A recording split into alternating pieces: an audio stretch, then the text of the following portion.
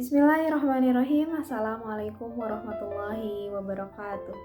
Alhamdulillahirabbil alamin wa bihi nasta'inu ala umuri dunya waddin wa ala alihi wa sahbihi ajmain, amma ba'du. Yang terhormat Bapak Profesor Dr. Haji Nanat Fatah Nasir MAG, dan juga yang saya hormati Bapak Dr. Fajar Farhan Hikam SSY MPDI selaku dosen mata kuliah Sosiologi Pendidikan. Sebelumnya, perkenalkan, nama saya Salafia Al-Zahra Fauzia, NIM 11920202112 dari jurusan Pendidikan Agama Islam kelas 5E UIN Sunan Gunung Jati Bandung. Nah, teman-teman sekalian, pada kesempatan ini saya akan membahas mengenai konsep dasar dari sosiologi pendidikan. Nah, pada kesempatan kali ini saya membagi menjadi beberapa pembahasan, yang mana yang pertama saya akan membahas mengenai pengertian daripada sosiologi pendidikan itu sendiri. Kemudian yang kedua saya akan membahas mengenai apa sih tujuan daripada sosiologi pendidikan itu. Nah, kemudian yang ketiga saya akan membahas mengenai objek kajian daripada sosiologi pendidikan, dan yang keempat saya akan membahas mengenai ruang lingkup daripada sosiologi pendidikan. Oleh karena itu, teman-teman silahkan simak penjelasan selanjutnya. Nah, teman-teman sekalian, yang pertama kita akan bahas terlebih dahulu apa sih pengertian daripada sosiologi pendidikan itu. Nah, secara umum sosiologi pendidikan ini adalah ilmu pengetahuan yang membahas tentang cara bermasyarakat ataupun fenomena-fenomena yang terjadi di dalam masyarakat. Nah, kemudian seperti yang kita ketahui, banyak sekali ahli ataupun tokoh yang mendefinisikan sosiologi pendidikan itu sendiri. Nah, yang pertama, menurut Robbins, sosiologi pendidikan adalah cabang ilmu sosial yang mempelajari tentang struktur dan dinamika dalam proses pendidikan. Nah, menurutnya struktur di sini itu mengandung sejumlah dalam pendidikan, sistem, kemudian juga kepribadian, kemudian juga pengetahuan, nah dan lain sebagainya. Nah, kemudian ada lagi tokoh lain yang mendefinisikan sosiologi pendidikan ini. Nah, menurut Fairchild, sosiologi pendidikan itu adalah ilmu pengetahuan yang mengaplikasikan tentang problema dalam pendidikan. Nah, kemudian di sini ada ahli ataupun tokoh yang ketiga, yaitu Profesor Dr. Nasution MA. Nah, menurutnya definisi sosiologi pendidikan ini adalah wawasan. Nah, wawasan apa? Wawasan mengenai cara pengendalian dan juga pengembangan sosial secara individu maupun kelompok. Nah, kemudian ada yang terakhir, yaitu Dr. Andes Ari Haji Gunawan. Beliau mengemukakan bahwa sosiologi pendidikan itu adalah ilmu pengetahuan yang menuntaskan problema dalam pendidikan yang melalui kajian sosial. Nah, teman-teman, bahwa sosiologi pendidikan ini memang sudah banyak dikaji ya oleh para tokoh, dan juga sudah banyak yang mengemukakan pendapatnya mengenai apa sih sosiologi pendidikan itu sendiri. Nah, jadi sosiologi pendidikan ini dapat kita simpulkan ya adalah suatu cabang ilmu pengetahuan yang membahas tentang proses interaksi sosial dimulai dari anak-anak, kemudian juga ke keluarga, kemudian masa sekolah sampai dewasa, pokoknya segala yang berkaitan dengan masyarakat. Kalian, setelah kita mengetahui apa itu pendidikan dari sosiologi pendidikan, tentunya kita akan masuk ke pembahasan yang kedua, yaitu tujuan daripada sosiologi pendidikan itu sendiri. Nah, pada dasarnya tujuan daripada sosiologi pendidikan ini adalah untuk meningkatkan pencapaian tujuan pendidikan secara keseluruhan. Nah, kemudian juga daripada tujuan sosiologi pendidikan ini yang tidak akan terlepas daripada tujuan pendidikan itu sendiri. Nah, kemudian ada yang mengkategorikan beberapa tujuan daripada pendidikan. Nah,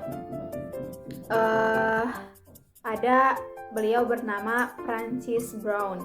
Nah, beliau mengemukakan beberapa tujuan tentang pendidikan, sosiologi pendidikan. Nah, yang pertama, menurutnya sosiologi pendidikan ini memperhatikan ataupun berpengaruh terhadap keseluruhan lingkungan, kemudian juga budaya sebagai tempat seseorang untuk mengorganisasikan pengalamannya. Kemudian yang kedua, sosiologi pendidikan ini sebagai analisis kedudukan pendidikan dalam masyarakat.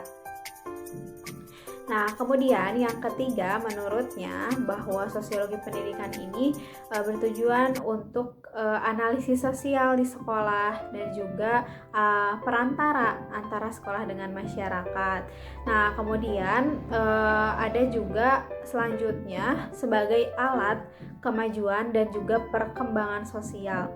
Nah, pendidikan ini kan dianggap sebagai badan yang sanggup memperbaiki masyarakat. Nah, di mana pendidikan ini adalah sebuah alat untuk mencapainya.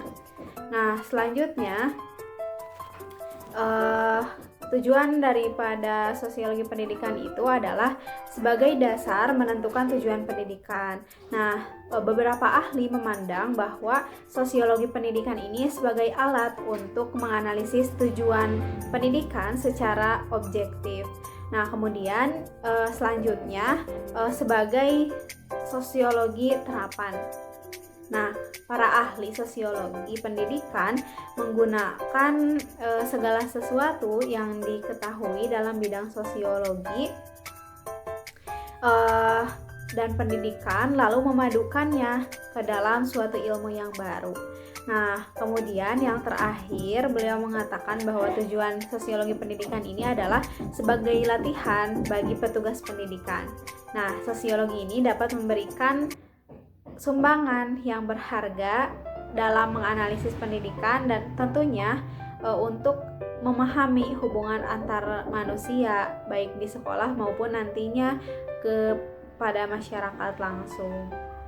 Nah, selanjutnya kita akan membahas mengenai objek dari sosiologi pendidikan, objek kajian dari sosiologi pendidikan.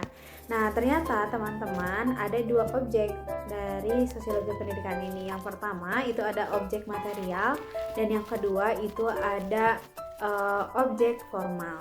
Nah, kita akan bahas satu per satu.